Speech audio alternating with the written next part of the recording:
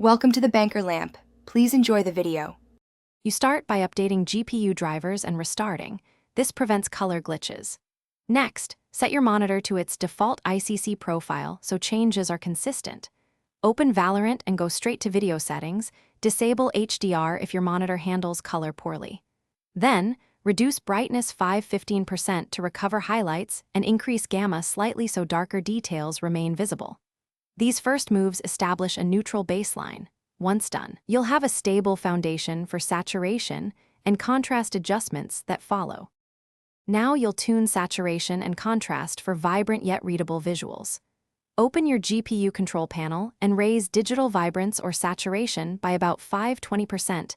This boosts color pop without clipping.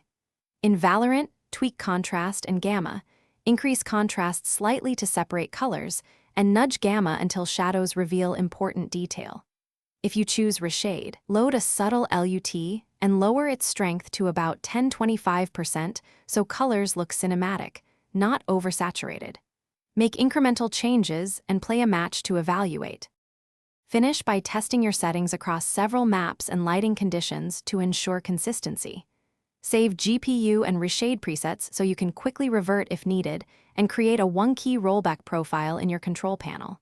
If colors look wrong, first revert to the monitor ICC profile or reset drivers, then check cables and set the correct refresh rate.